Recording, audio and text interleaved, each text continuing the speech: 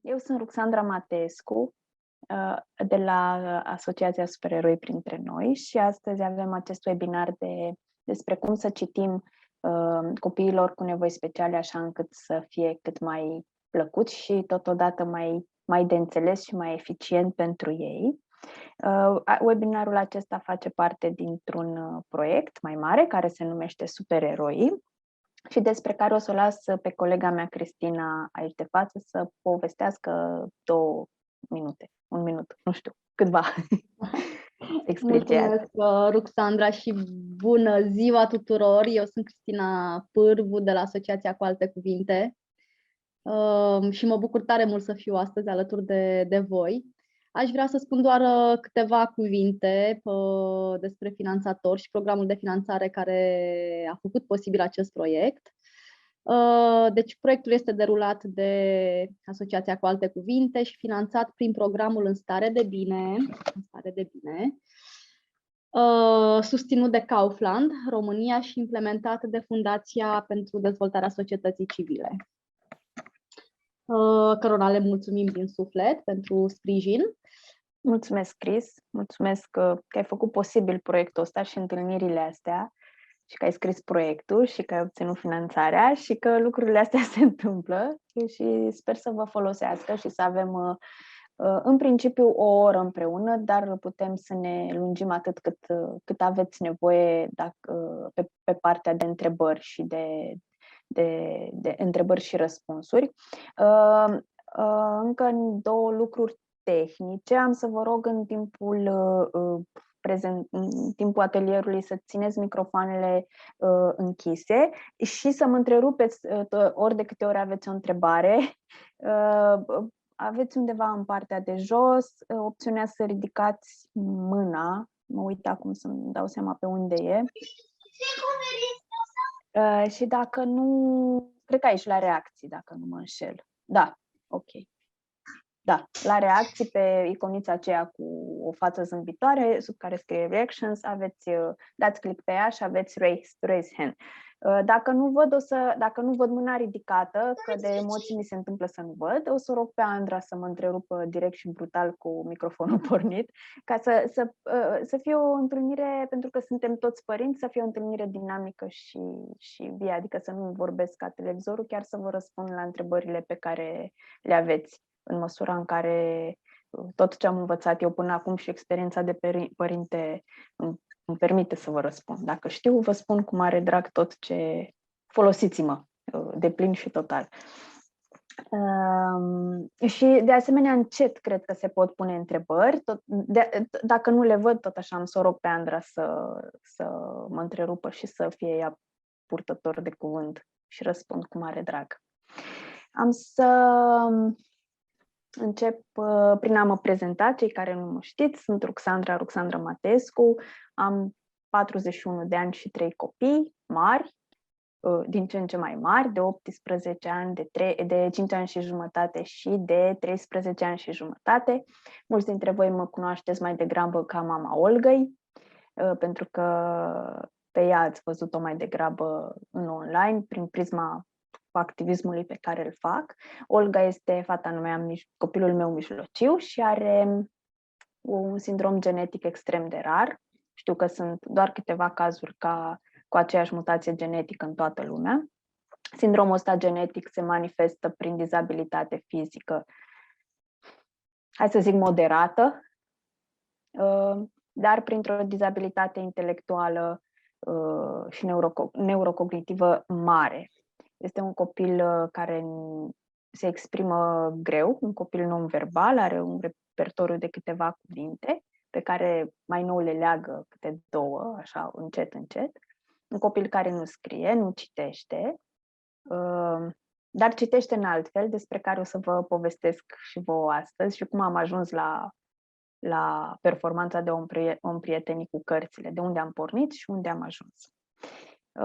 De asta vă povestesc eu astăzi, din prisma asta a părintelui, dar și al omului care a vrut să învețe mai mult despre cum să aducem copiii și tinerii cu dizabilități grave, să-i aducem cât mai aproape de zona asta de cultură și de artă și cum să-i împrietenim cu cu cărțile și nu doar cu muzica și cu arta în general, pentru că știu foarte bine că mulți dintre copiii noștri au un acces limitat sau deloc la educație sau la educație de calitate și mai știu că mulți dintre ei sunt foarte singuri. Și cred că o poveste, o carte te ajută să îmblânzești situațiile astea grele. Pentru că dacă noi ca părinți suferim când îi vedem așa, mă gândesc că pentru ei e și mai greu, pentru că, de fapt, ei sunt în situația respectivă și noi suntem doar tamponul între ei și lume. Și vreau să, atât fata mea cât și copiii voștri și toți copiii cu care lucrez să fie fericiți, cât mai fericiți și cât mai puțin depresiv, și nu folosesc cuvântul ăsta așa fără sens, ci pur și simplu pentru că am trecut cu Olga mea prin 2 episoade de depresie cruntă și știu ce înseamnă și nu... Cred că o poveste te ajută să nu ajungi în situații de sănătate mentală, în situații grele, din punct de vedere al sănătății mentale. Așa că am să încep prin a vă citi povestea Unde e Sara. Este o poveste pe care autoarele Simona Epure și ilustratoarea Anca Smărândache au scris-o în urma unor ateliere pe care le-am desfășurat în cadrul acestui proiect, Supereroi. Au fost 5 ateliere mixte ateliere mixte la care au participat copii cu dizabilități și de vârstă, dacă mi-amintesc bine, până în 14 ani și voluntari tipici de la liceu, deci de vârstă între 15 și 18 ani. Au făcut echipe. Au fost ateliere au fost parte în format fizic, apoi a venit valul ăla urât de COVID din toamnă și le-am mutat în online. Au fost ateliere prin care în cadrul cărora autoarele și-au luat materialul, dacă vreți, și-au luat inspirația de a scrie această poveste. Povestea pe care vă voi citi eu azi și pe care o să o primiți fiecare dintre voi. Este o poveste, nu e scrisă așa din imaginația lor, este pur și simplu din ceea ce au văzut la copiii noștri din ateliere, din ceea ce au stat de vorbă cu ei. Au fost 5 săptămâni în care s-au cunoscut, în care copiii le-au trimis poze, în care părinții le-au răspuns la întrebări, în care aceste 2 colege și doamne minunate au făcut research, așa încât povestea să fie cât mai organică și cât mai naturală și să reprezinte cât mai bine viața unei familii în care crește un copil cu dizabilitate. Și noi, ca părinți, dar mai ales copiii noștri, să se simtă reprezentați și să se regăsească și ei în poveștile pe care le citesc, pentru că știți bine că găsim foarte greu o carte în care un personaj are un tip de dizabilitate. Cel puțin în România sunt foarte puține cărți de genul ăsta și e nevoie să existe. Așa că o să vă cer voie să fac un pic de share screen și să dau drumul la poveste. 2 secunde să-mi dau și seama. Nu aici. Nu aici. Aici. Ok. Se vede ecranul meu?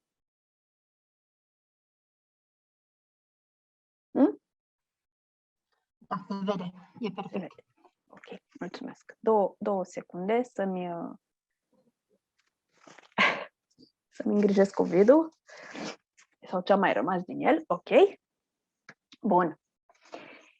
Unde e Sara? O poveste de Simona Epure și ilustrată de Anca Smărândache, apărută la Portocala Albastră.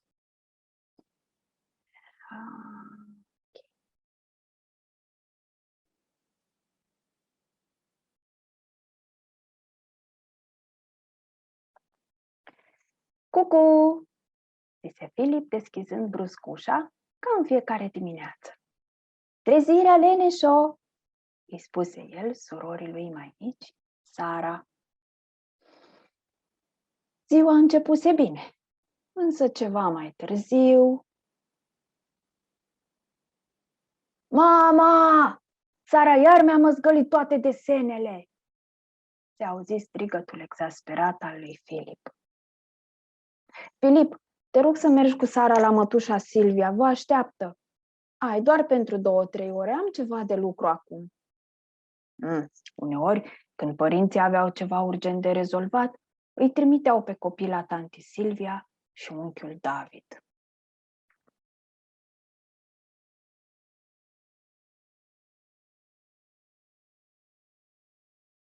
Nemulțumit, Filip aruncă la repezeală într-un rucsac lucrurile Sarei, jucăria ei preferată, pijamaua și albumul cu poze. Înainte de a ieși pe ușă, luă o foaie și se apucă să scrie în grabă.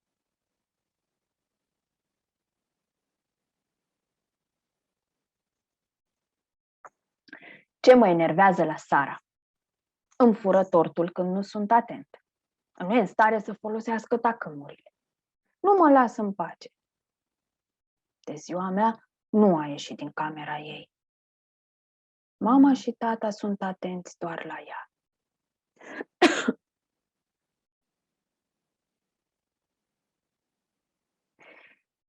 Filip se uită încruntat la listă, unde să în buzunar și, împingând căruciorul Sarei, nu se mai opri până la ușa mătușilor.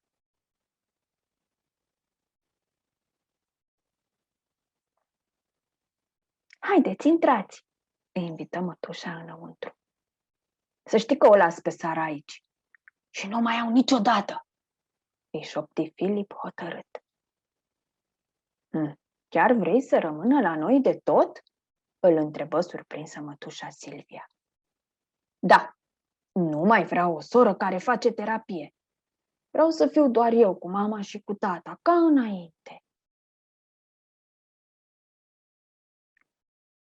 La întoarcere, Filip se așeza abătut pe o bancă, urmărind un fluture ce se rotea în jurul lui. Ah, ce frumos pictează Sara fluturi, se gândi el. Brusc, își dădu seama că uitase să lase rucsacul la mătușa lor. Cum o să adoarmă Sara fără jucăria ei preferată și fără pijamaua cu steluțe?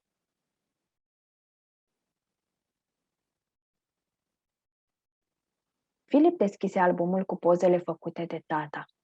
Își aminti atunci clipele frumoase petrecute cu sora lui. Sara la 1 an, Sara la atelierul de la muzeu, Sara la terapie, ziua Sarei, prima prăjitură împreună și prima dată cu tramvaiul. Scoase din buzunar lista mototolită și începu să scrie. Ce-mi place la Sara? Râde când o gâdil. Îi place să-i citesc povești. E prietenoasă. Știe totul despre fluturi. Ascultăm aceeași muzică.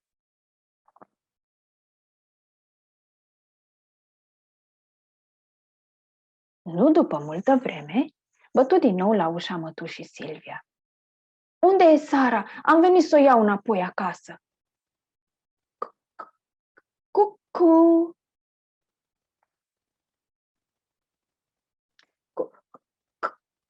Cucu! Se auzi de după ușă. Cu tine! Codiță! Cei doi frați se pregătiră de plecare și porniră împreună spre casă. Sub banca din parc, vântul spulbera grăbit resturile unei liste rupte în bucăți.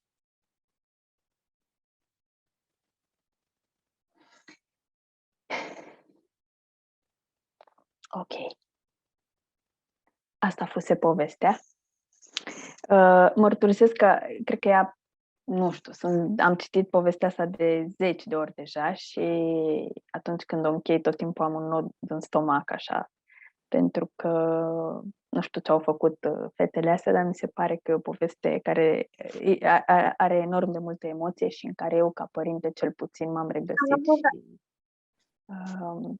și m-a surprins mă surprinde de fiecare dată emoția pe care au reușit să o surprindă și realitatea din familiile noastre și dintre frații aceștia. Mă surprinde de fiecare dată și mă emoționează și sper că o să vă placă și vouă și că o să găsiți în povestea asta multe momente comune, dacă vreți. Rolul meu astăzi este să vă explic un pic mai mult cum să aveți momentul acesta de lectură de acasă cu copii să fie cât mai de folos pentru copiii noștri și ei să înțeleagă cât mai mult din poveste. Așa cum vă spuneam, nici fata mea nu poate citi și nu poate scrie, dar încet, în ultimul an, un an jumate, nici nu mi-am dau seama de când cu pandemia asta, să zic un an și jumătate, a început să recunoască din ce în ce mai multe cuvinte în cărțile scrise, deci în cuvinte tipărite în cărțile de povești. Și am să vă spun exact cum a pornit drumul ăsta, cum am reușit să ajung aici și sper că veți găsi informațiile importante. Cu ceva ani în urmă, Olga ținea cărțile cu fundul în sus și le folosea doar ca să se autostimuleze. Rupea bucăți de hârtie din ele și își dădea peste... Felicia, da, ok. Le ținea cu sus în jos și rupea bucăți și își dădea cu ele peste buze și peste partea asta de guriță ca să se autostimuleze, lucru care era oareșcum te aducea la disperare și mânca foarte multă hârtie.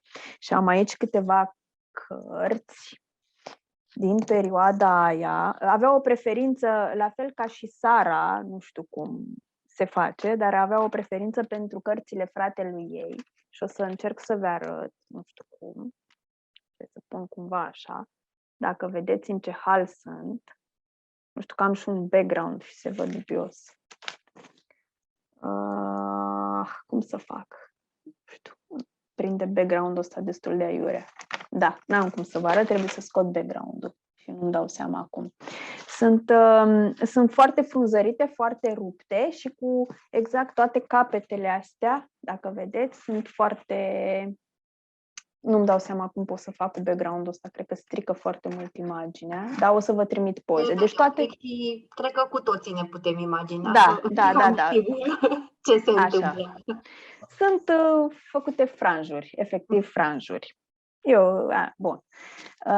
În continuare, când este foarte obosită, când se simte rău, când are o stare proastă, flendură paginile astea adică s-a obișnuit foarte mult cu genul ăsta de stimulare care care o calmează și știu că atunci când începe să ia cărțile și să le facă, să se autostimuleze cu ele, e clar că nu se simte bine. Dintr-un punct, încerc să caut cauza. Doar că mi-am dorit foarte mult totuși să o împrietenesc cu cărțile și de ce?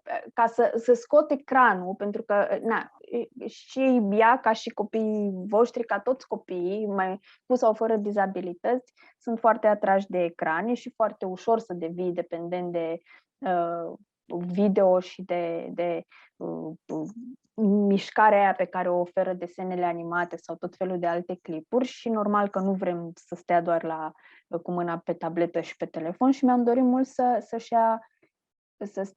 să-i dau și alte feluri de a-și petrece timpul și în același timp, dacă știam că stă liniștită și făcând o activitate care îi place, evident și pe mine ca părinte, mie ca părinte îmi dădea niște momente de liniște în care puteam să termin o mâncare sau să termin ce am de lucru fără să știu că își strică partea neurologică doar pe tabletă. Și ăsta e motivul pentru care am vrut să o învăț am vrut să o apropii mai cu sens de cărți. Ca să împrietenim copiii cu cărți, trebuie să ne asumăm un pic și să nu vă spărați pe mine, niște pagube.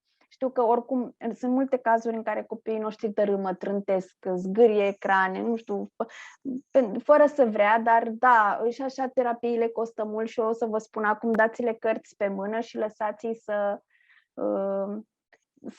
știu că uneori le bagă în gură sau uneori le rup sau așa și știu că nu vreți să mai dați bani în plus pe mai multe cărți pe care ei aparent le strică, dar dacă vor avea cărțile doar puse în bibliotecă și doar din când în când date pe mână, nu se vor împrieteni și nu se vor obișnui cu cartea. Ce vă sfătuiesc e să vă concentrați pe o anumită perioadă de timp, o lună, două, pe câteva cărți doar. Pe 1, 2, 3 cărți pe care vreți să le citiți copiilor și din care eventual îi și ajutați să învețe lucruri, fie că învață ceva despre extras din povestea de acolo, fie că vreți să învățați cuvinte sau fraze noi. Dați-le doar, să zic, 2, 3 cărți la îndemână și pe celelalte le puteți pune mai deoparte și le dați mai cu plan. Dați-le ocazia să-și personalizeze cărțile în sensul să le cunoască, să se uite pe ele ori de câte ori simt nevoia, ori de câte ori au chef să le miroasă, să le guste, să le atingă în felul lor specific, fiecare după măsura abilităților. Dacă totuși vă e greu să faceți lucrul ăsta din punct de vedere al costurilor și nu găsiți o carte atractivă care să aibă și pagini groase care rezistă la salivă și la rupturi, sunt fie cu pagini mai groase, fie cum e și Sara, cum este și povestea Sarei, fie cărțile cu pagini întru totul cartonate, atunci măcar faceți niște copii Xerox, laminați câteva ilustrații și evident cu colțurile rotunjite să nu se rănească și dați-le ocazia să cunoască întâi ilustrațiile poveștii. Să zici că vrei, de exemplu, vrem să lucrăm și nu să lucrăm, că nu este o lecție, lecturile de acasă nu sunt lecții.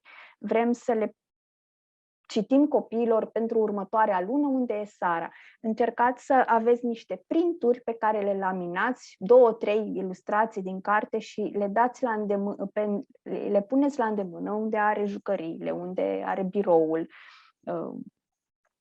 așa încât să ajungă la ele și să cerceteze povestea doar din imagini, fără ajutorul dumneavoastră, ori de câte ori simte nevoia și ori de câte ori are chef. Asta ar fi primul pas pe care îl puteți face ca să împrieteniți un copil cu nevoi speciale cu o poveste. Pasul 2 e, după ce s-a familiarizat cu cartea, să citiți împreună. Să citiți împreună nu ca o lecție, să citiți împreună ca un moment petrecut împreună, așa de bucurie, de liniște. Și știu că nu prea mai avem timp să facem lucruri pentru noi, ca părinți, și nu prea mai ieșim și nu prea mai citim decât despre terapii și medici. Și profitați de momentul ăsta de lectură să vă țineți în brațe, să vă mângâiați, să vă uitați pe poze, să fie așa ca ce facem noi, părinții, ca o drăgăleală împreună, dar citind o poveste. Adică nu faceți neapărat o lecție sau momentul de lectură din el. Nu știu, alegeți un moment liniștit din zi.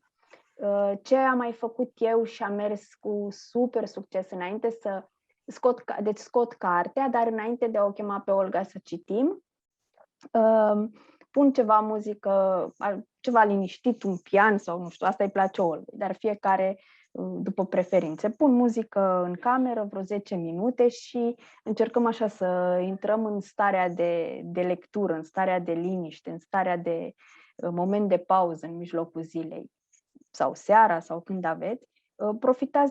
Pregătiți cumva, anunțați momentul ăsta cu ceva muzică liniștită.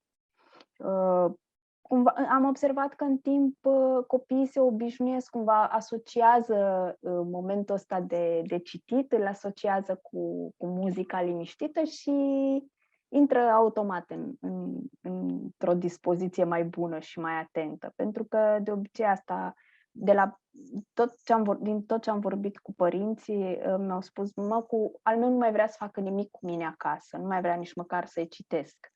lucrează foarte bine în terapie, dar acasă parcă nu mai vrea nimic.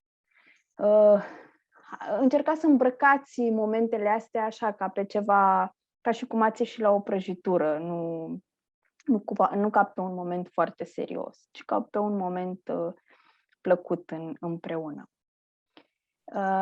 O să mai fac o dată share screen.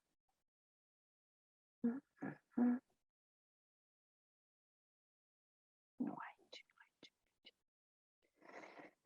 Vreau să vă arăt un pic, stați, că m-am pierdut total și definitiv aici. Toate astea. Ok. Să vă arăt un pic. Gata. Se vede, da? Ecranul meu acum. Da. Bun.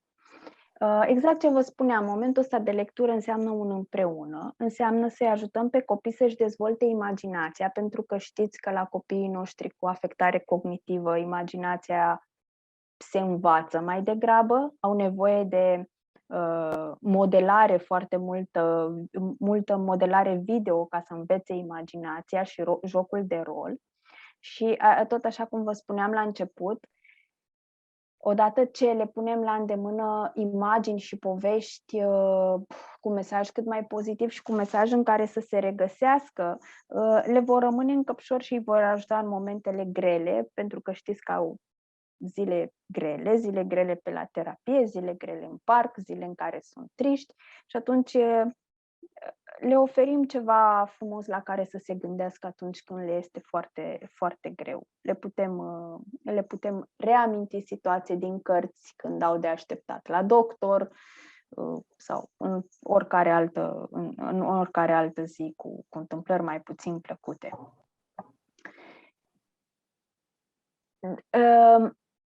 Înainte de a începe, înainte de a pregăti, înainte de a începe să le citim copiilor o poveste, așa cum vă spuneam, haideți să le dăm mult pe mână și haideți să-i ajutăm un pic să citească povestea doar cu ajutorul imaginilor. Nu trecem direct la text,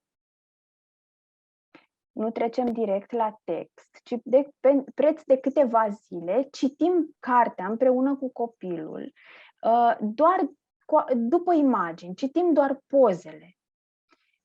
Dacă începem în felul acesta și povestim doar imaginile, încercăm să înțelegem povestea doar din imagini, mai ales în cazul copiilor cu afectare intelectuală mare sau moderată sau mare, îi va ajuta un pic să se relaxeze, pentru că mulți dintre copiii noștri înțeleg frazarea asta din cărți, o înțeleg mai greu. E un tip de frazare, un tip de propoziție. Sunt multe cuvinte pe care poate nu le întâlnesc în fiecare zi și le este mai greu să le înțeleagă, mai ales puse într-un anume context. Și atunci, ca să nu-i copleșim din prima e și poveste nouă, e și imagine nouă, e și subiect nou, o luăm pe bucăți povestea, începem doar cu imaginile și trecem la cititul efectiv al textului de-abia după câteva zile de lectură dintre asta simplificată a imaginilor. Și am să vă învăț exact cum să facem cititul ăsta după imagini. Este lucru pe care l-am văzut că aduce cel mai mare succes. E adevărat, nu peste noapte. Trebuie să facem chestia asta cu multe cărți, cu multe povești și pe o bucată întinsă de timp, dar asta cred că nu vă sperie, pentru că oricum sunteți obișnuiți din terapie să mergeți la lung până observăm. Nu toate progresele se întâmplă peste noapte. De fapt, majoritatea se întâmplă cu multă muncă și cu multă perseverență. Același lucru o să fie nevoie să faceți și aici, să aplicați metoda asta pe o bucată mai lungă de timp, până o să vedeți rezultate, dar ele se vor vedea. E o metodă foarte bună, mai ales la copii despre care cumva ne-am și pierdut speranța că vor întoarce vreodată singur cartea cu susul în sus și că nu vor mai flendura cărțile. Asta e o metodă care chiar îi ajută și chiar are rată mare de succes. Imaginile unei povești le citim, nu e musai să citim toată cartea și toate ilustrațiile dintr-o poveste în aceeași zi, în aceeași sesiune de lectură. Poate are răbdare să stea doar preț de 2 pagini și după aia vrea să-și vadă de treabă, e foarte ok. Poate de data asta 2 minute și stă 2 minute azi, 2 minute mâine, 2 minute poimâine, dar poate peste 2 săptămâni reușiți să ajungeți la 5 minute. Pentru că de fapt așa se întâmplă, îl obișnuim încetul cu încetul și am să vă încurajez să nu fiți dezamăgiți de astea 2 minute și să mă credeți când vă spun că acum 3 ani, când am început să aplic metoda asta cu copilul meu, stătea undeva atentă pe activitate, pe cititul ăsta după imagini, undeva în jur de jumătate de minut. Atât de afectată era pe zona asta cognitivă și atât putea să fie atent, atât putea până obosea. Efectiv o vedeam că în astea 30 de secunde se concentra, dar după aia era ca și cum neuronii se terminau și nu mai avea resurse să fie atentă. Și o lăsam să plece, dar erau 30 de secunde de atenție și pentru mine asta era bine. În timp a crescut durata asta și a ajuns chiar la 15 minute, ceea ce e un adevărat succes. O imagine se povestește unui copil cu dizabilitate intelectuală, ca și cum ați povesti unei persoane care nu vede. Începeți cu subiectul cel mai pregnant al imaginii. Descrieți lucrurile cele mai evidente. De exemplu, la ilustrația asta din stânga, puteți spune că este un băiețel care stă pe o bancă și privește un fluture. Punct. S-a terminat. Atât. Astăzi. Mâine, încet, încet, îi atrageți atenția la din ce în ce mai multe detalii. Deci începem cu ceea ce este evident și în centrul imaginii, după care îi povestim copilului detaliile dinspre marginile ilustrației și detaliile cât mai mărunte din ilustrație. De exemplu, în cea din dreapta este o fetiță care ține o păturică în dreptul gurii, dar zilele următoare îi puteți atrage atenția asupra bufniței, asupra clopoțelului, asupra iepurașului desenat pe păturică. Încet, încet, nu-i cereți dumneavoastră copilului din primele dăți să povestească ceea ce vede, ci dumneavoastră îi povestiți. Îi atrageți atenția asupra ceea ce vede, îl faceți să vadă ca și cum nu ar vedea. Deși poate vede, dar ghidați-i cumva atenția prin cuvânt și cu degetul dumneavoastră îi arătați detaliile din ilustrație. Dar abia după ce facem lucrul ăsta de câteva dăți și trecem prin toate ilustrațiile de câteva ori la rând, abia după aia îi cerem și copilului să...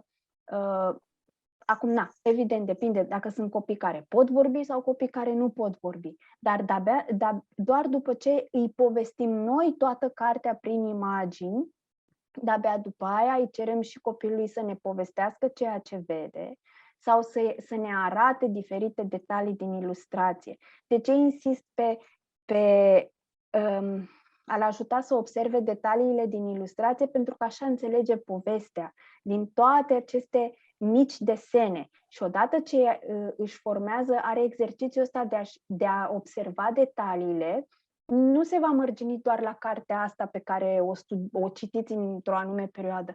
El va observa detalii, îl veți ajuta, e ca o gimnastică, da? Pentru creier. Va învăța să observe detaliile din tot mediul înconjurător, din alte cărți pe care punem mâna, din pliantele alea le găsește în scara blocului și mulți dintre copiii noștri sunt fascinați de ele. De fapt, noi vrem să avem copii cât mai funcționali și cât mai independenți. Nu vrem să trăiască într-un mediu în care totul e fără înțeles pentru ei. Dar ca să ajungem acolo, trebuie să-i ghidăm și să-i ajutăm să observe detaliile vieții înconjurătoare și a tuturor afișelor și imaginilor pe care le văd de dimineață până seara în viața lor. Și atunci ne folosim un pic și de lectură, ne folosim un pic și de cărțile de povești ca să învățăm să observe detaliile, să le numească, dacă pot, dacă nu le numim noi pentru ei și gândiți-vă că odată ce numiți dumneavoastră fiecare cuvânt, fiecare detaliu din ilustrație învață cuvinte noi, frazări noi, învață cum să pună cuvintele într-un context, practic își lărgesc vocabularul cu ajutorul lecturilor până să ajungem la text. Profităm și facem din cartea asta, dacă vreți, ceea ce se numește o poveste tăcută, o poveste fără text, până simțim că este destul de familiarizat cu imaginile și cu povestea din imagini și abia după aia trecem la text. Ca să nu îl copleșim, pentru că dacă îl copleșim, șansa să-ți refuze și să vrea să mai stea la tine în brațe și să asculte crește. Când trecem la text, iarăși, în funcție de abilitățile cognitive ale copilului. Aici e exemplu unei cărți pe care din greșeală am cumpărat-o de 2 ori, dar așa le aranjează Dumnezeu pe toate ca să-ți dea apă la moară cumva. Eu, dacă vă uitați în partea de jos, nu este o carte are ilustrații foarte sugestive și textul nu e lung, sunt 4 rânduri de text pe fiecare pagină, dar sunt complicate pentru copilul meu care e afectat grav intelectual. E mult pentru ea și eu vreau să profit un pic să învăț și cuvinte noi. Și atunci am simplificat textul, așa cum îl vedeți. Mai degrabă textul m-am folosit de text ca să explic imaginea și în loc de la cabinetul medical, doctorul le întâmpină pe mama și pe Connie și vrea să afle cum s-au petrecut lucrurile, examinează piciorul mamei, vedeți, deja e un cuvânt care poate să-i depășească total. Ce înseamnă examinează piciorul mamei? Într-o primă lectură poate să fie prea mult și să nu înțeleagă și i-a zburat atenția pentru că l-ai pierdut deja cu 2 cuvinte necunoscute. Și atunci am adaptat și am scris: mama este la doctor, doctorul îi bandajează piciorul.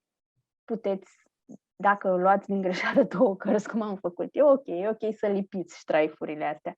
Dacă nu, le prindeți cu agrafele alea de birou. Tăiați și doar le prindeți pe deasupra. Așa încât să fie, în momentul în care el are cartea pe mână, copilul are cartea pe mână, vede doar fraza asta, propoziția asta simplă de 3 cuvinte: mama este la doctor. Și încet, încet va recunoaște, când dumneavoastră citiți și arătați cu degetul, puneți degetul pe fiecare cuvânt, încet, încet va recunoaște cuvântul prin ceea ce se numește metoda fotografică, adică nu va învăța cuvântul neapărat pe litere, dacă poate să-l învețe și pe litere, slavă Domnului, înseamnă că poate, da, e bine, e un copil sus din punctul ăsta de vedere, dar nu toți pot și atunci trebuie să facem ceva și pentru cei care nu pot. Și învățăm cuvinte prin metoda fotografică, exact cum îi învățați în terapie și le arătați cartonașele alea cu imagini. Să recunoască cal, câine, tractor, furculiță, minge. Exact așa, scrieți fiecare cuvânt nou pe care vreți să-l învățați, câte unul pe un singur ștraif de hârtie și să-l învețe pur și simplu fotografiindu-l. E lucru mare și am observat la copiii cu care lucrez și la al meu, cartea capătă sens, povestea capătă sens, încet, încet, pentru că nu se va mai uita doar la imagini, ci pur și simplu, din toate cuvintele alea tipărite, va recunoaște 2-3.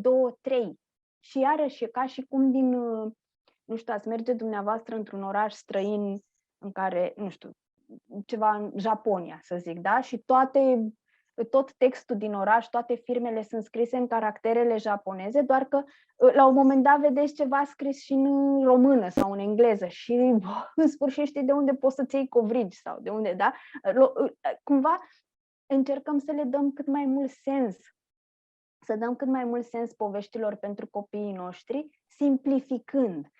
Nu-i rău, adică știu că vrem mult și că vrem să ajungem sus și la un copil cât mai sănătos și cât mai puțin afectat, dar hai să o luăm cu pași mici, simplificați cât mai mult, puneți cât mai multă informație ușoară și simplă și adăugați informație nouă și grea doar așa în proporție de 15, maxim 20%, ca să nu copleșim.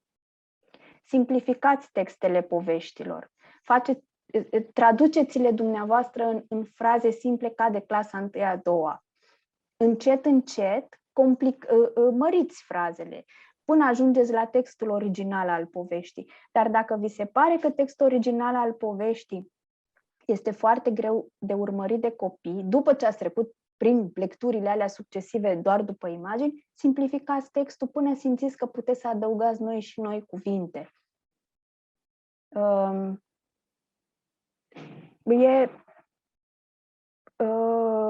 Scuze, mi-am pierdut concentrarea un pic, a bubuit ceva în camera cealaltă și mă mai ciulesc urechea, să nu fie Olga. Dacă vi se pare că, de asemenea, dacă vi se pare că sunt momente și zile în care nu mai are răbdare să urmărească povestea după imagini sau prin text, fiți creativi, jucați-vă foarte mult. Putem să spunem o poveste, pentru că uneori, întotdeauna poveștile au rolul ăsta de vindecare, de alinare, poveștile vindecă fără să fie neapărat povești terapeutice. Și atunci o putem spune o poveste prin cuvânt, prin imagini, da? Prin ilustrații sau prin tot felul de joculețe, dacă vreți. Că important e pentru copii să primească mesajul și să ajungă la mesajul poveștii, să ajungă la ei și să le ofere momentele alea plăcute împreună cu frații, cu părinții și amintirile plăcute în momentele grele. Ce am făcut aici? Am pus o poveste despre viața unui compozitor la cutie. Am printat de pe net niște personaje, niște muzicieni, apoi le-am dat fetelor să le coloreze. Asta e doar, am lăsat-o alb-negru în poza asta deocamdată, dar puteți să le dați copiilor să coloreze. Să zic că avem o poveste precum Sara, da? Precum cea cu Sara. Fie putem să printăm, să facem copii, să printăm, să decupăm și să ajutăm copiii să-și monteze o scenă din carte într-o cutie, îi va ajuta să vadă mai vie povestea, să-și o personalizeze. Putem să adăugăm și să punem personajele în diferite situații, să mai adăugăm elemente, să mai scoatem elemente, să ne jucăm un pic cu povestea, așa încât să fie cât mai interactivă pentru ei și cât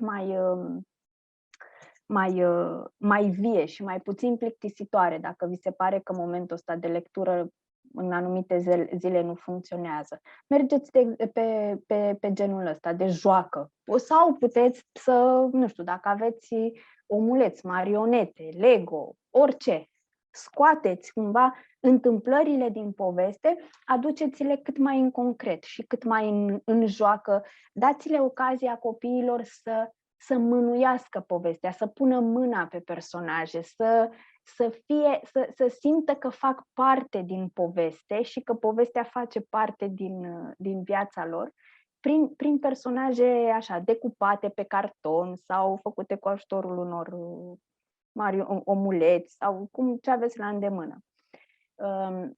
Ce vedeți aici în partea de jos, jocul ăsta de umbre e un joc care le place foarte, foarte mult copiilor. Îl faceți seara, e un moment plăcut. Tot așa și e și un prilej de activitate practică pentru partea asta de motricitate, să decupeze, să facă șabloane, să decupeze, știți, cu foarfecile alea, foarfeca aia cu dublu inel în care ține și adultul mâna sau cele cu arc ca să-l ajutați și apoi lipește bețișorul și apoi ridică mânuța atât cât poate. Poate nu toți pot ține în mânuță sau poate nu toți pot ridica mânuța foarte sus, dar facem un pic de prompting și ajutăm tot așa să aducă povestea mai în viața lor, mai în concret, ca să ajungă mesajul la ei, ca să aibă amintiri plăcute, ca să se bucure, ca să aibă o stare de bine, ca să poată să facă față din nou mâine la terapie, pentru că astăzi s-a distrat cu dumneavoastră acasă cu povestea asta și cu jocurile de la povestea asta. Știu că suntem învățați că poveștile înseamnă în mare parte text.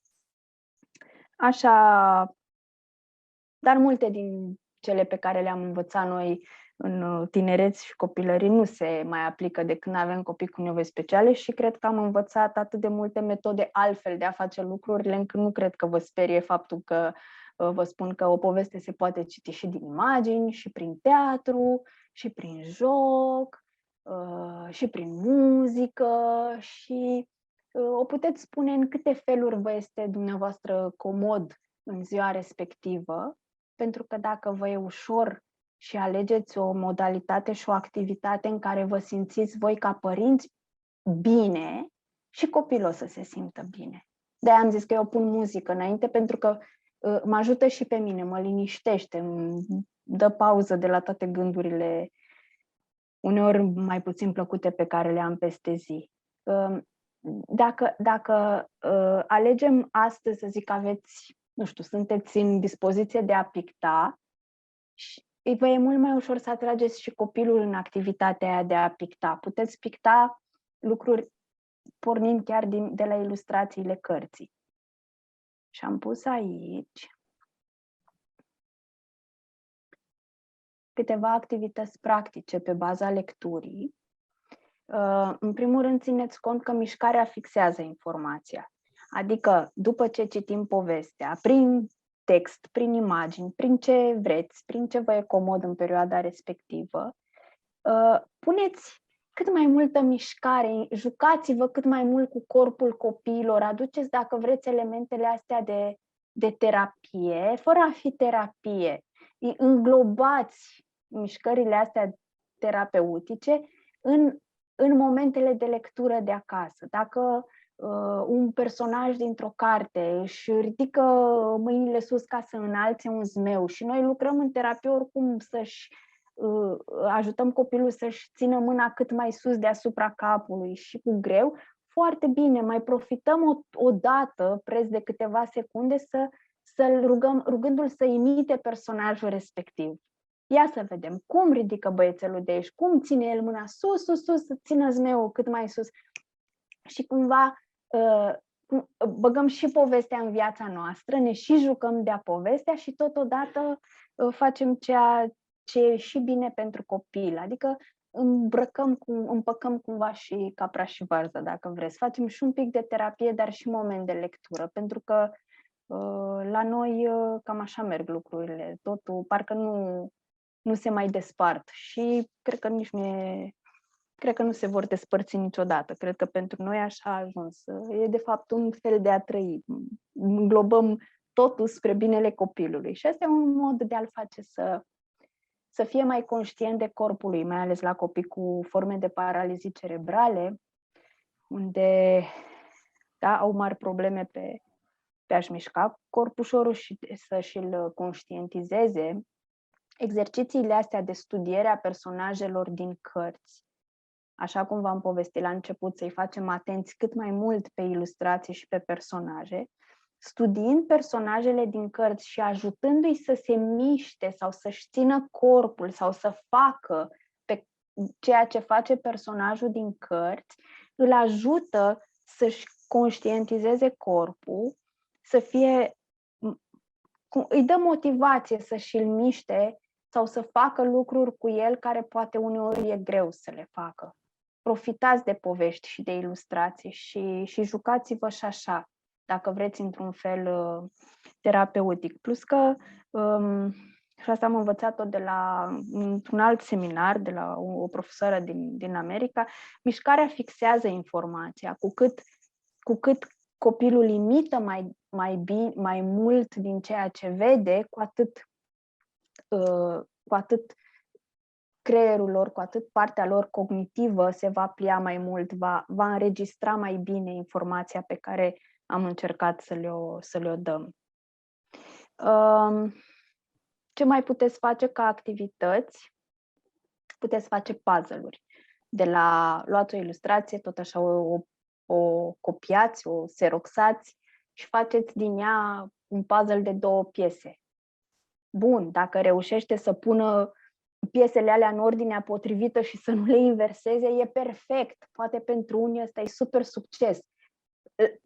Poate pentru ei este o performanță la care n-ați crezut că o să ajungă în sfârșit să-și canalizeze o privire a mânuțele și partea cognitivă așa încât să lipească poza cum trebuie, din 2 bucăți. Poate pentru alții trebuie să decupați imaginea aia în 16 bucăți. Sau poate nu vreți să faceți puzzle deloc pentru că fac foarte mult la terapie. E ok și asta. Sunt copii care nu mai suportă puzzle. E doar o idee. Caută detaliu.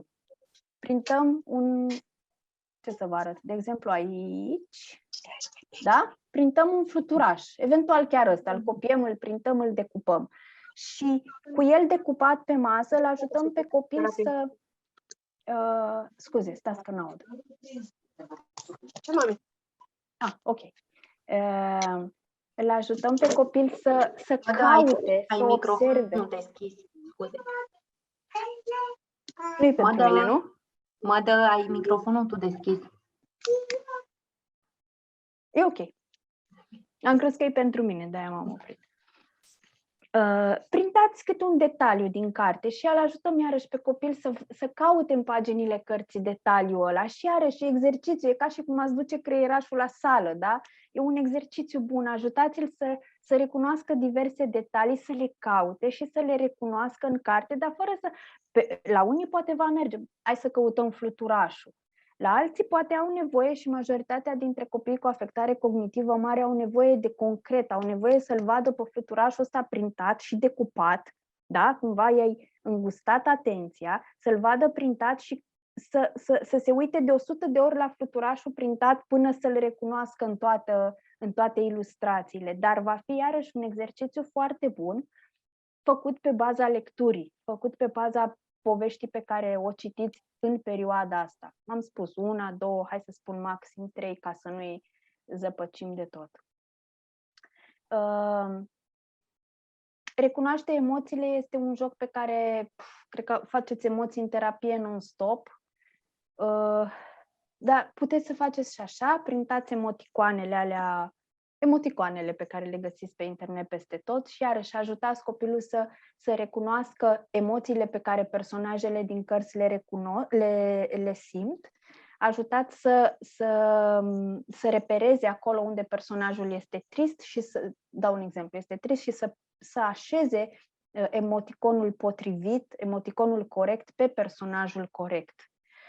Îndemnați-l să imite tristețe, să imite bucurie, să imite expresia pe care personajul din ilustrație o afișează. Asta e foarte greu cu imitatul emoțiilor, știu, și ne dăm mari bătăi de cap, mai ales pe zona asta de afectare cognitivă sau pe autism.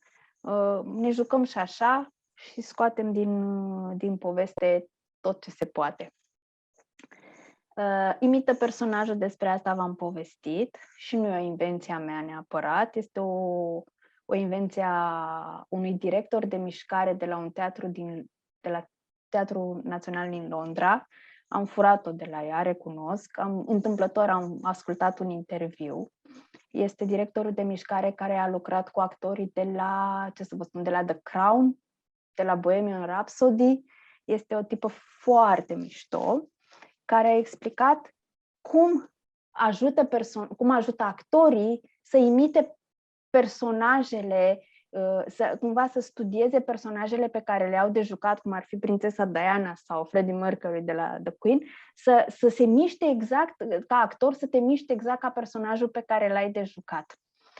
Lucrează foarte mult cu ei, dar cum? Le dă foarte multe poze sau tablouri, dacă au un personaj de epocă, da, de la 1800, le pune la dispoziție foarte multe imagini cu personajul pe care l-au de jucat, să le studieze, exact cum v-am explicat dumneavoastră la început, să studieze imaginea și personajul și fiecare detaliu, cum își ține mâna, cum își ține privirea, exact ce v-am zis eu să faceți cu copiii la început, să-i atrageți atenția pe toate detaliile astea de postură, de atitudine și îi ajutăm pe copii nu doar să observe personajul desenat, ci cumva să-l și imite, să încerce pe cât posibil să se așeze sau să se poarte exact ca personajul ilustrat și dacă simțiți că puteți merge mai departe cu cu copiii în jocul ăsta,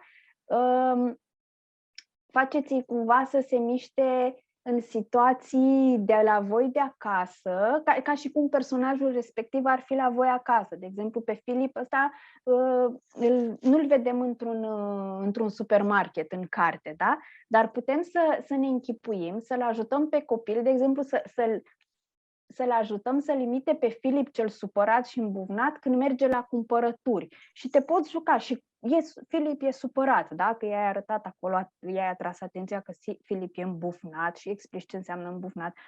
Și cum pune Filip cumpărăturile în coș? Le trântește, da? Și îl faci să imite supărarea lui Filip și să ridice mâna de sus și să trântească niște lucruri într-un coș mai mult sau mai puțin imaginar și iarăși bagi mișcare și bagi conștientizarea propriului corp și a propriilor emoții folosindu-te de personajele din carte. Mie îmi place foarte mult jocul ăsta și la început a fost un eșec total, pentru că Olga nu putea înțelege chestiile astea abstracte. De ce despre ce vorbim aici? La ea cu abstractul nu merge. Dar încet, încet, după în vreo 2 ani, a reușit să înțeleagă partea asta de imaginație și de joc de rol și de abstracție. Dar cu multă perseverență și cu multă răbdare și câte puțin. Astăzi niște secunde, mâine niște minute și tot așa. Încercați și nu știu, vedeți ce iese. E un fel de a face lectura. E un fel de a studia personajele și de a învăța de la personaje. Și așa. Am avut odată, de exemplu, la o lecție despre Vivaldi, am studiat cum se îmbrăcau oamenii în perioada medievală. Și am văzut niște filmulețe pe YouTube și vă îndemn să legați de fiecare poveste pe care o citiți, să legați informații exterioare. De exemplu, la cartea asta cu Unde e Sara, puteți să vedeți după aia clipuri scurte pe net despre fluturi. Și cumva îmbinați partea de învățare cu partea de lectură. Aduceți informația cât mai rotund în viața copiilor cu afectare intelectuală, pentru că așa, cu lucrurile legate între ele și aplicate, vor învăța mult mai ușor și vor pune lucrurile în context, decât să-l chem tu de la joacă sau de la, gata, nu-ți mai dau Minimax sau la ce se uită ei acum, îți dau, hai să învățăm despre fluturi.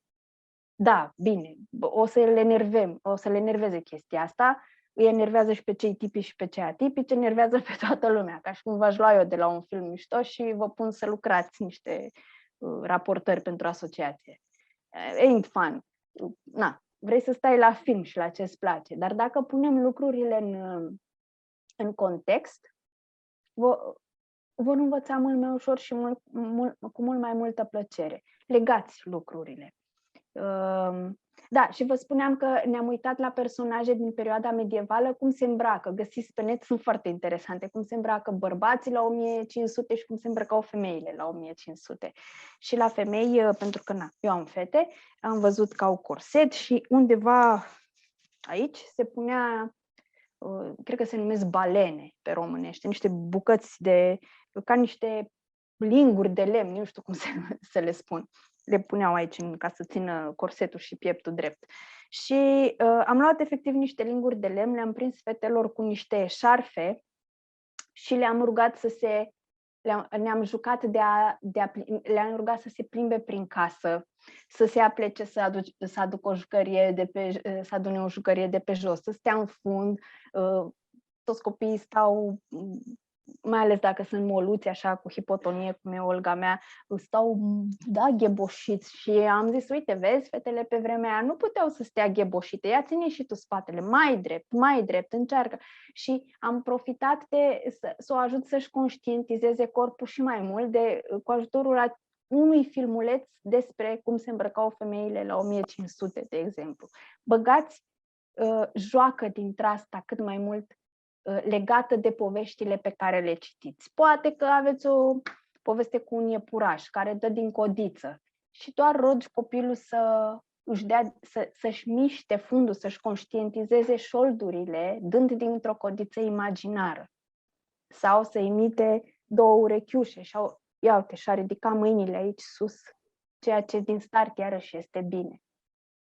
Citiți povestea doar după imagini o vreme, ci treceți la text simplificat, apoi complicați textul din ce în ce, dar treptat.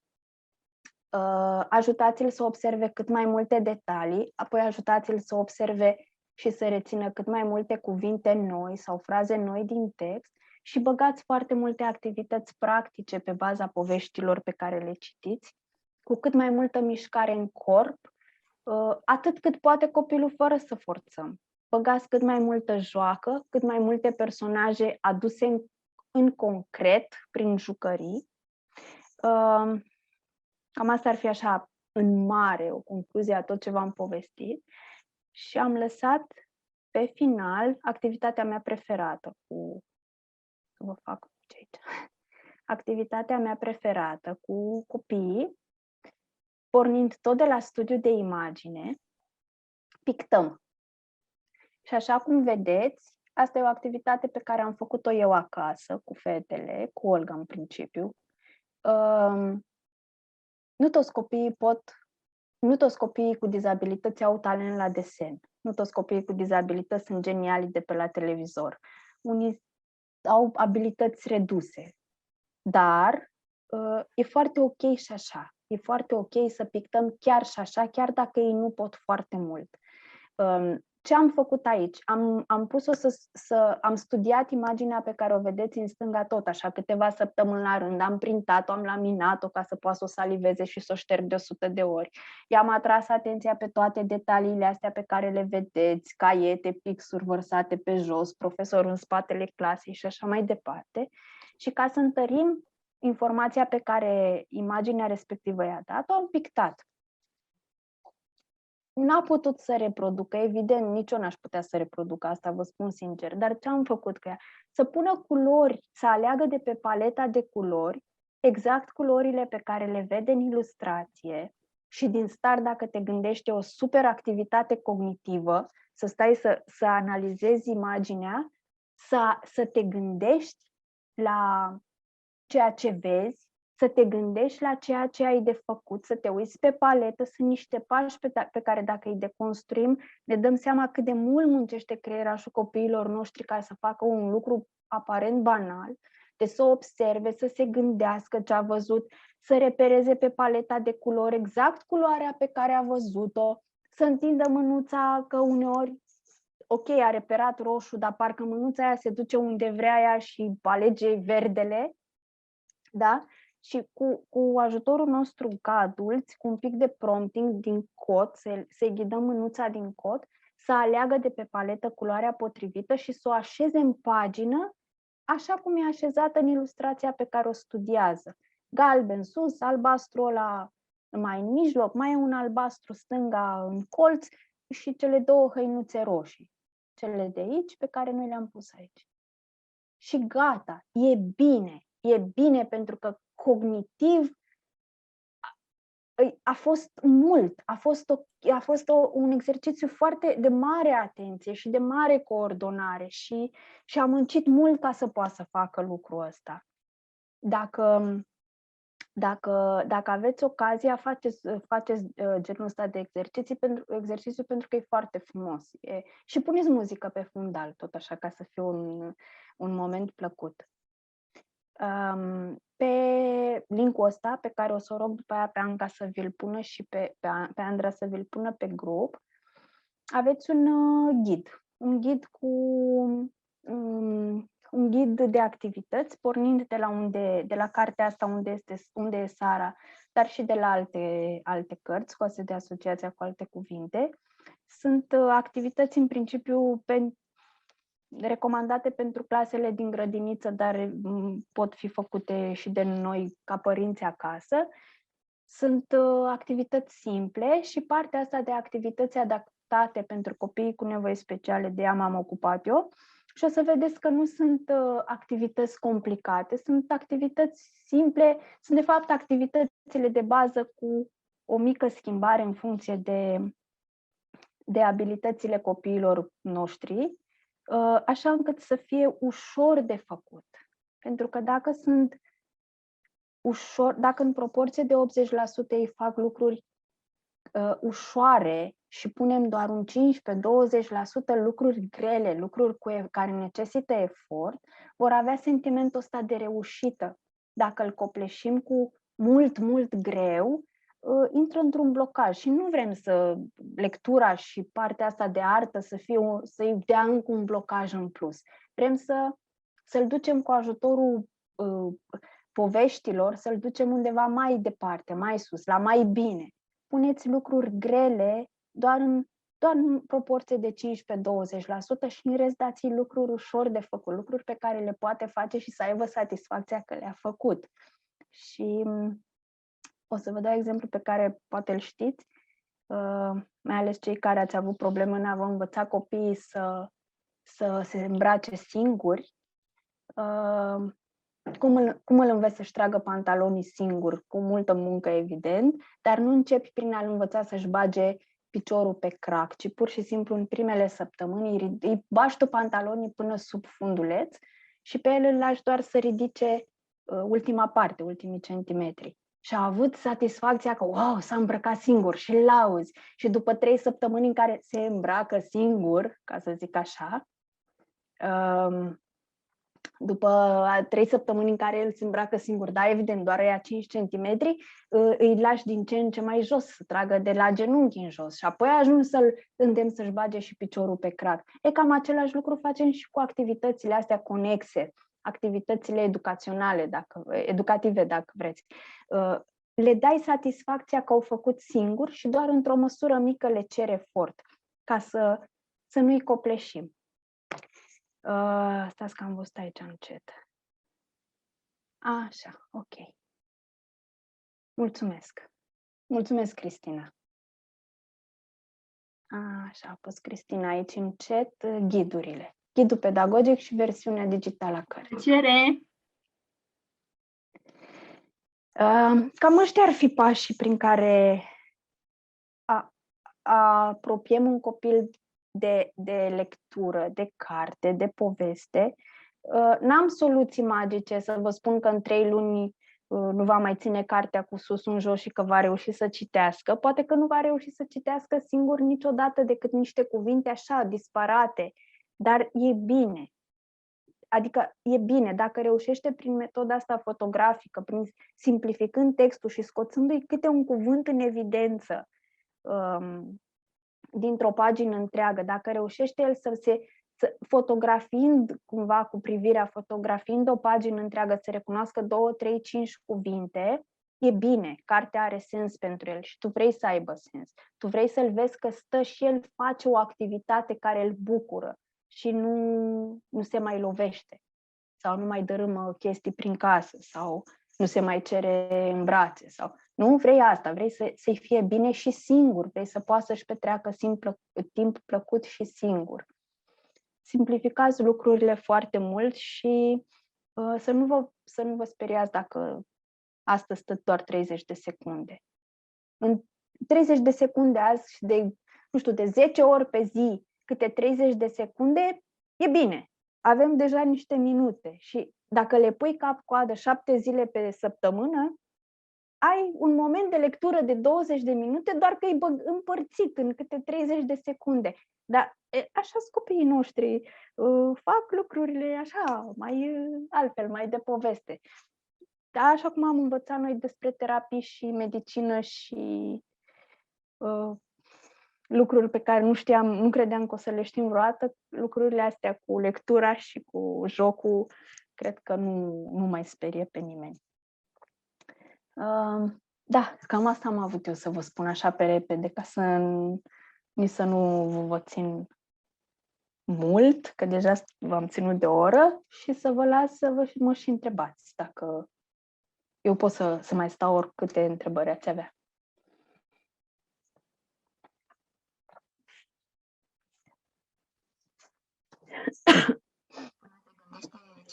Cine întreabă ce întreabă. Eu mi-am petrecut ora asta cu foaia și pixul în mână și notând chestii, mi-am adus aminte că te-am cunoscut într-un moment în care obosită fiind de a învăța, ajunsesem la o limită în a învăța toate terapiile posibile pentru băiețelul meu, mi-am dat seama ce fac cu tot complexul ăsta, că știu de toate, dar copilul meu s-a săturat de terapie. Și ai făcut evenimentul ăla, sunt cred că 4-5, dacă nu... 2019, martie. Câți ani sunt? Numai 3. 4. Nu. 3. 3. Da. Și povestindu-ne cum peste tot unde ne se duc copiii aud doar nu atinge, nu linge, nu mânca, nu zâmbi, nu vorbi. Nu vorbi, Mi-am da. dat seama de multe lucruri. Centrul era atunci doar un vis. Și nu cred că ți-am mulțumit niciodată așa. Pentru că partea asta de împrietenire, până la urmă și cu terapia, este parte din ce facem noi la centru. Și este nevoia asta acerbă de a împrieteni copiii până și cu terapia, pentru că toți vin speriați și sătui. Și sătui, da, de-aia am zis și la puzzle. Olga, dacă vede puzzle și încastru, nu. Deci nu mai suportă. Dar adaptăm, facem, da, ți-am zis, iei o ilustrație, o faci puzzle, e altceva.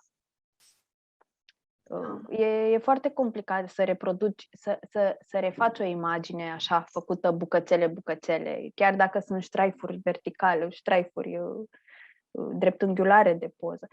Știi ce am învățat eu, Andra, în toți ăștia aproape 14 ani? Că dacă nu faci,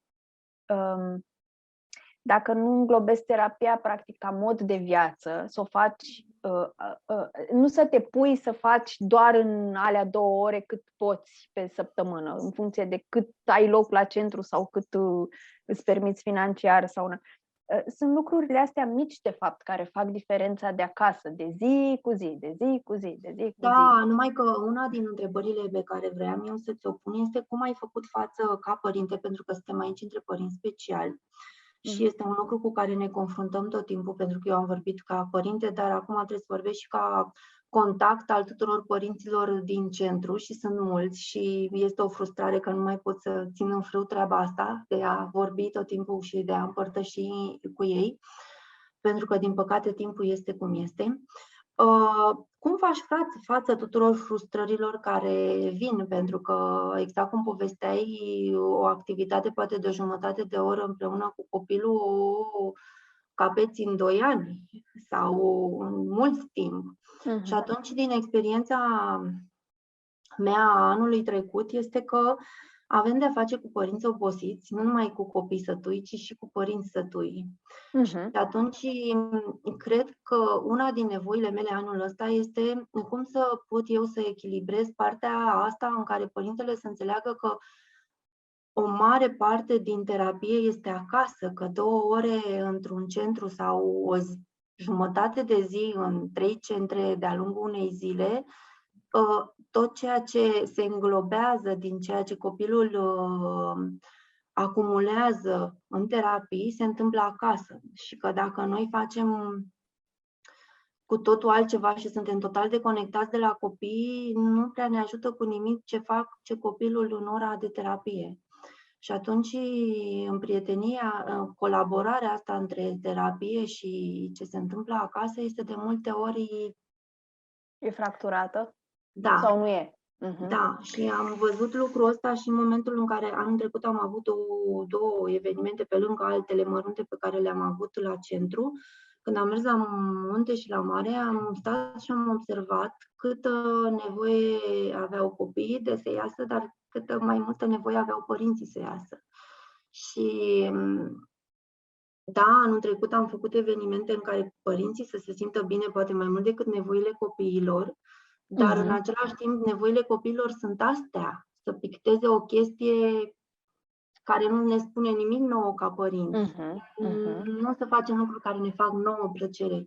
Mai mult de a face lucruri în care noi ca părinți să ne simțim bine și bine între noi și cu activități pe care le facem, nevoile copiilor noștri sunt altele, mult sub nivelul la care noi avem nevoie, de care noi avem nevoie și de așteptările noastre. Și atunci, da, cum ai făcut față tuturor frustrărilor? Asta presupun și știu sigur că este o nevoie de care avem cu toții.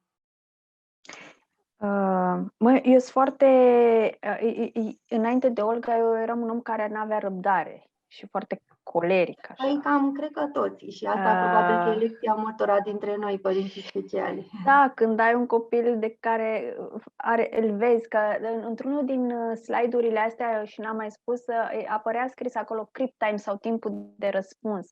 Timpul de răspuns e timpul ăsta despre care vă povesteam. Cât timp ia unui copil să înțeleagă ce ai zis, să se gândească la ce ai zis, să elaboreze un răspuns și să-și comande gurița sau mânuța sau corpul să-ți dea răspunsul ăla. Și asta poate să ducă la 2 minute, timp în care tu zici, ce fac cu ăsta, că ăsta nu. Deci nu, este atât de afectat că, uite, de 2 minute pare că e pierdut și nici n-a înțeles ce ai zis de fapt. Eu experimentez treaba asta pentru că Stella a început pe un curs de logopedie și am început terapia asta și am observat cu un copil când eu obosisem efectiv să repet același sunet și am zis și am așteptat să-mi revin eu, am realizat că el a spus, dar după un timp.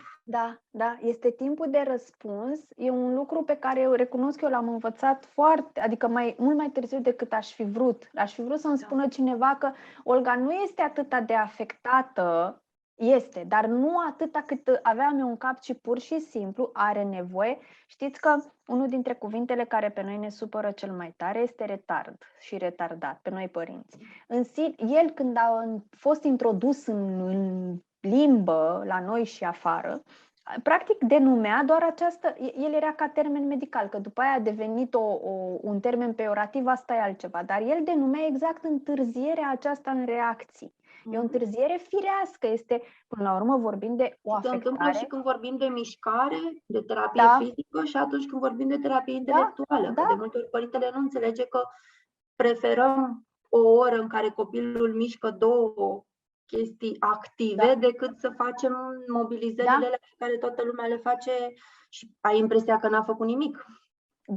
Dar el a făcut, gândește-te doar că pentru el faptul ăla că a ridicat 2 degețele sau că ți-a reușit să țină pensula în mână, e o performanță, trebuie să fim, e foarte greu să ții echilibru între copilul din mintea noastră și copilul real și acolo e durerea și că mă întrebai cum fac față la frustrări, nu știu, nu mai găsesc poza, ar fi trebuit să-ți arăt o poză cu chiuveta mea din bucătărie, care a avut o pată uriașă de plastic ars pe ea, n-a ieșit ăla cu nimic până am frecat unghiile. Și pentru că mă dădeam mare cu pantalonii și 80% informație ușoară și 15% informație grea, acolo arseseră de fapt niște pantaloni de pijama ai Olgăi, după ce efectiv am fost exasperată, deci într-o seară pur și simplu am făcut o criză dintre asta, m-am prăbușit nervos pentru că nu reușea, era ca și cum, nu știu, ar fi fost nu fetița mea Olga, ci o caracatiță care încerca să-și bage toate picioarele, tentaculele, cele 200 în 2 craci. Deci mă uitam la ea, se chinuia atât de tare până să învăț metoda aia cu cei 5 cm treptat, încât pur și simplu am făcut o criză, i-am luat, i-am aruncat și le-am dat foc în chiuvetă și am zis, de pantal, deci nu, mi s-a rupt filmul. Nu fac față tot timpul frustrărilor de genul ăsta, mai ales dacă afectarea e pe mai multe planuri. Că nu vorbim doar de o afectare verbală sau sunt copii, să zici că doar piciorușele nu și le mișcă și lucrezi doar partea aia, dar în rest intelectual e brici. Când afectarea e globală, faci greu față și dacă mergi pe activități dintre astea plăcute împreună, că spuneai că părinții au nevoie la fel de mare sau poate mai mare. Înainte, cu ceva ani în urmă, lucram la un site de parenting și acolo eram singura mamă, eram doar mame care scriam și eram singura care avea copil cu nevoi speciale și tot timpul colegele mele vorbeau despre dacă mama nu e bine, nici copilul e bine și eu eram în momentele alea, Olga era mică, eram într-o depresie de nici nu mai știam ce înseamnă bine. Ce înseamnă bine când eu n-am diagnostic și nu mai găsesc un doctor care să nu mă umilească. Și ce mama bine? Nu vorbiți prostii. Și după aia mi-am dat seama, da, am realizat în timp că dacă eu nu-s bine, la un moment dat nu mai am chef să fac nicio terapie, nu mai am chef nici măcar să mă îmbrac și să mă duc până la terapie, pentru că mi se pare că tot oricum e degeaba. Și când am început eu să fac activitățile astea așa, cu abordarea asta despre care vă vorbesc astăzi, când am început să aplic abordarea asta cu Olga, eram după o perioadă foarte urâtă și după prima depresie urâtă a Olgăi, cu lovit cu capul de podea, ca să înțelegeți. Și mi se părea că nu... Ori tot ce am făcut, pentru că Olga tocmai intrase în pubertate și se duseseră pe apa sâmbetei toate progresele. Și am zis, nu mă simțeam bine nici să nu fac nimic cu ea, pentru că aveam sentimentul ăsta de vină. Și am zis, ok, hai să facem ceva care să ne placă amândurora. Bun, ce facem? Ascultăm muzică clasică. Olga îi place foarte mult muzica și dansul. Bun. Și o vreme doar am ascultat, dar am ascultat muzică așa, cumva asumat. Adică am stat și ne-am uitat la muzică și din două ascultam muzică și arătam, uite, asta e vioară și puneam stop și o rugam pe ea să pună degețelul pe ecran să-mi arate vioara. Și cumva am încercat să pornesc de la activități care mă bucurau pe mine și să le fac folositoare și pentru ea și să scot din ele cât mai mult material terapeutic, pentru că simțeam că nu mai vreau să văd nimic ce ține de terapie, nu mai vreau să am mingea aia în casă, mingea aia de exerciții, nu mai vreau să am nimic. Am eliminat toate lucrurile alea pentru că lucram cu ea cu nervi și cu frustrare și am introdus elementele astea mai plăcute până mi-am luat și un pic de pauză și un pic de vindecare, dacă vrei, și am prins, știi, ideea e că atunci am observat și la ea că face lucrurile cu plăcere, făcea lucruri mititele, dacă reușea să pună degetul să-mi arate o vioară, avea o satisfacție și încet am prins și o încredere că, băi, parcă nu e atât de afectată, că uite, vezi, că uite, a reușit și mi-a crescut un pic și mie încrederea din nou că se poate și că poate să aibă performanță și că, recunosc, mă mai iau, depinde, când cresc prea brusc, ridic prea sus, prea brusc ștacheta, mă ia din nou panica, pentru că evident nu face față, că ea nu poate face față la schimbări bruște de nivel. Trebuie să o iei foarte, fiecare pas să îl bagi să îl deconstruiești în micropași. Și cred că asta merge la toți copiii cu afectare, cu dizabilități grave. Să deconstruiești fiecare pas banal în micropași. Uite, am învățat-o să coasă, de exemplu, pe gherghef și mereu zic, nu că nu suntem la 1800 să-și facă zestre, dar mi s-a părut o mișcare bună pe motricitate fină. Și în același timp mă făcea pe mine să-mi aduc aminte de bunica mea într-o perioadă care era croitoreasă, într-o perioadă în care mi-era foarte greu emoțional și uite, am împăcat, știi, vindecarea mea emoțională cu activitate terapeutică. Dar ce vreau să zic că încercând să o învăț pe Olga cu prompting din spate, cu mână peste mână, mi-am dat seama că sunt foarte mulți pași pe care ea are de făcut. Ei, împungi, întorci, ești atent, vezi, urmărești desenul ăla, fir cu fir. Sunt foarte, doar când facem noi pe bucățele ceea ce îi punem pe copiii noștri să facă, ne dăm seama că de fapt multe au de făcut. Au multe de făcut și uneori îi copleșim și dacă ei sunt copleșiți, automat devenim și noi obosiți și copleșiți. Da. Nu știu, experiența mea e asta că cu cât scazi, să nu ții ștacheta mai sus decât e cazul, nu știu cum să zic. Adică să știi exact când să o ridici și cât să o ridici, că altfel e frustrant pentru toată lumea. În primul rând pentru părinte, știi, copilul...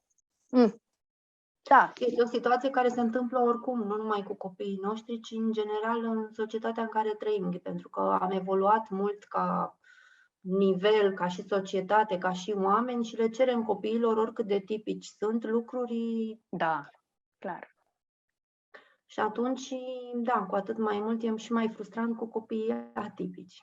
Da, pentru că trebuie să facă față, dar iarăși fără să, adică când spun să coborâm ștacheta sau de fapt să o ținem la un nivel realist și să facem fiecare activitate, să o desfacem în pași mici, nu mă refer la genul ăla de atitudine, ai dizabilitate, tu trebuie să lucrezi mecanic auto, atât poți, sau să împăturești șervețele toată viața. Nu, mă refer că până să nu-i copleșim cu mult, pentru că gândiți-vă că vă pun pe oricare dintre voi să învățați norvegian în 3 luni, la nivel că trebuie să faceți traducere la ambasadă și spun, băi, și îți dau 100.000 de euro pentru un evenimentul ăla de atunci. Tu spui, wow, cu 100.000 de euro pot să fac 50.000 de ore de terapie. Mă bag. Dar o să ajungi atât de frustrat de presiunea asta și din când în când vine soțul sau soruta și îți spune, ai învățat? Ia zi-mi, cum e cu gramatica? Reușești? Arată-mi ce ai învățat azi și tu intri într-un colaps. Știi? Cam așa facem noi. Avem ideea asta că trebuie mult și repede să-i recuperăm cât mai repede că trece timpul și înțeleg lucrul ăsta, dar uneori mai mult e prea mult. Da, mulțumesc mult. Eu am vrut să profit de tine, de prezența ta, chiar dacă noi suntem puțini față de cât mi-aș fi dorit eu, pentru că avem reacțiile astea. Da, pentru tine e ușor, Ruxandra, pentru că tu știi deja cum să faci toate lucrurile astea. Dar până să ajungi aici și să studiezi și să cauți cei mai buni oameni din punctele astea de vedere să înveți, ai trecut și tu prin chestiuni prin care trecem toți, și prin smulți de păr, și prin depresie, și prin plâns, și prin topit pantalonii, și prin de toate. Și asta aș vrea să înțelegem toți, că e normal. Da. Și sunt normale toate reacțiile astea și toți pașii ăștia și toată durerea asta, dar asta nu înseamnă că trebuie să ne oprim și să nu mai căutăm, pentru că întotdeauna undeva acolo va veni soluția. Că nu vine astăzi, că nu vine mâine, undeva într-un moment se produce clicul ăla și găsim ce îi face plăcere copilului nostru, că până la urmă despre asta căutăm și despre asta vorbim. Uite, ca să relaxez un pic oamenii pe subiectul ăsta, pe partea asta de educație și de lecturi adaptate și deci tot ce ține de educație și de lectură adaptată, dacă aveți, de obicei pe Instagram sunt foarte multe, pe Facebook hashtag-urile astea funcționează mai puțin, dar sunt atât de multe conturi de Instagram de homeschooling din afara țării, majoritatea sunt din Anglia și Statele Unite. Doar dacă dai un search după hashtag-ul homeschooling, găsiți, sunt atât de multe mame, majoritatea sunt mame, care postează idei de activități după metode alternative de educație, adică nu metodele clasice și în niciun caz metodele astea este europene. Metode gen Montessori, Charlotte Mason, care la Olga merge foarte bine, totul cu vizual și cu practic foarte mult. Și doar un search după cuvântul ăsta, după homeschooling, o să vă arate niște conturi ale unor oameni care fac inclusiv materiale pe care le puteți downloada sau cumpăra pe sume dintre astea de 2, 3, 5, 10 dolari, dita mai pachetul de materiale. Și eu așa am învățat foarte multe pe metodele astea alternative, cumpărând programe de educație alternativă, pentru că la Olga nu merg metodele clasice de predare, literă cu literă, de exemplu, să învețe cititul literă cu literă, nu le poate lipi de niciun fel, deci nu le vede, este o formă de dislexie și disgrafie, nu reușește să facă din litere un cuvânt. Dar puțin copii fac, fără frustrare și fără... Da, de asta zic, așa am învățat, căutați pe partea asta de educație, de lectură, de împrietenire cu arta și cu lectura, oameni care fac homeschooling și care îl fac bine și de la, acolo vă și explică metode și vă și explică cum să le folosiți și cum să vă dau idei să adaptați. Și activitățile astea din ghidul despre care v-am spus de pe site-ul, cu alte cuvinte, sunt exact în aceeași metodă de educație alternativă și easy to do. Dar așa, adică așa am învățat. Nu știu, e un trick pe care îl împărtășesc cu voi. Dacă nu merge o metodă, căutăm alta. Avem acces, e bine, știi, acum avem net. Da. Gândește-te că nu am fi avut acces la net și na, e bine. Adică avem la dispoziție. Gata, hai, cine ce o întreabă pe Ruxandra? Doar dacă au oamenii întrebări, dacă n-au... Nu neapărat întrebări, dacă vreți să împărtășiți lucruri sau, nu știu. Da, nu știu, poate aveți o metodă care a funcționat și pe care eu n-am descoperit-o sau vreți să o împărtășiți cu ceilalți sau că în funcție, știți cum e, fiecare copil e diferit, fiecare tip de dizabilitate e diferită și oricum nu seamănă situațiile între ele.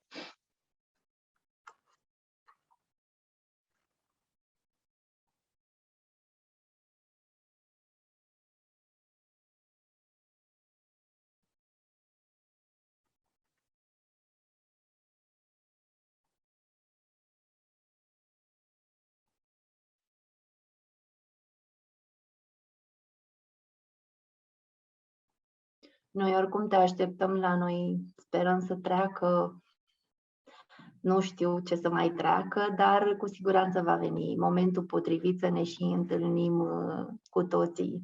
Da, știu și știi că așa rămăsese, doar că, da, nu știu, a fost așa, un șir de întâmplări mai puțin plăcute. Și cu pandemia și cu... Care sunt parte din viață și din ce povesteam mai devreme, că soluții există. Da. Acum, dacă nu e așa, e de altfel. Da. Bine, până la urmă, față de ce am trăit noi, sau majoritatea dintre noi pe zona medicală, o pandemie e parfum. Da. Dar, na, te scoate din uz, te pune la pat niște zile. Cel puțin la mine așa a fost. M-a lăsat cu o amețeală și cu o oboseală și gâfâi și... Dar trece. Vine primăvara și trece. Mm-hmm.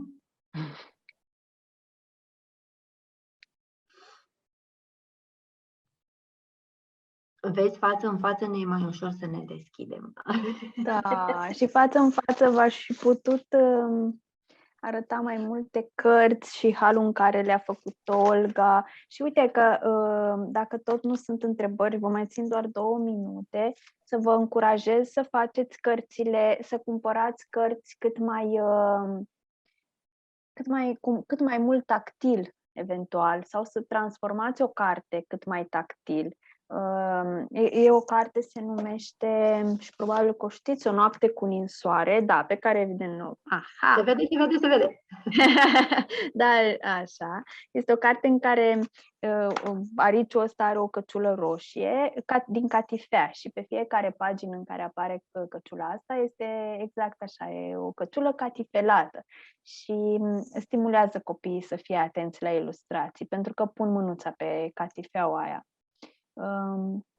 Dacă nu, găsiți că sunt puține astfel de cărți, costurile sunt altele când printezi o astfel de carte, adaptați, puneți, lipiți, asta nu strică o carte, puneți dumneavoastră chestii, paiete, pânză, tot felul de lucruri, glas papir, să faceți cartea cât mai tactilă și cât mai atractivă și din punctul ăsta de vedere. Copiii noștri vor să atingă, să lingă, să pună mâna, așa este felul lor de a citi mediul experimenta lumea. Da?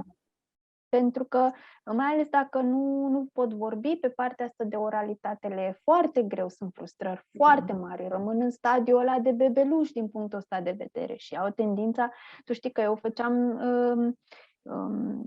sesiuni de filme, de proiecții de filme și aveam copii care îmi lingeau pereții, cap-coada, asta înainte de pandemie, acum nici nu mai facem ca să nu... exact de frică. Sunt copii care îți ling tot ce pun. De-aia am zis, printați, faceți copii și laminați. Decât să nu-i dai cartea deloc, mai bine ai 5 copii cu nu știu cu tot cu laminat sunt 10 lei și poate să o și ștergi, o și dezinfectezi și ai terminat și copilul e atent pe ceea ce vede. Scoateți cuvintele din cărți și faceți-le, jucați-vă cu textul, cu diferite fonturi, colorate, depinde, poate vor doar în alb-negru îi ajută, poate jucați-vă cu formele cuvintelor, tot ca să-i puteți învăța. Uite, chiar vreau, pentru că asta am uitat să vă arăt, dacă tot încă suntem aici. Uite, asta se numește o carte, se numește Cartea fără poze. E o carte foarte simpatică. Tot textul e așa, adică autorul s-a jucat cu fonturile foarte mult. Și aici poți să lucrezi cu copilul cuvânt cu cuvânt, pizza, afine, pentru că sunt, vedeți, sunt evidențiate. Aici lucrezi silabe, da, așa, dacă bagi și chestii, cuvinte mai puțin, cuvinte interzise, ca să zic așa, și te joci un pic și cu astea, da, pentru copii va fi cu atât mai amuzant. Luați orice text pe care îl aveți într-o poveste și luați un text pe care îl aveți într-o poveste și scrieți-l așa, încercați să printați propozițiile alea simple pe care vi le-am arătat, scrieți-le așa, cu mai multe fonturi, cu mai multe culori, ca să-l ajutați pe copil să vadă cuvintele cât mai bine. Cuvintele pe care le vreți să le lucrați.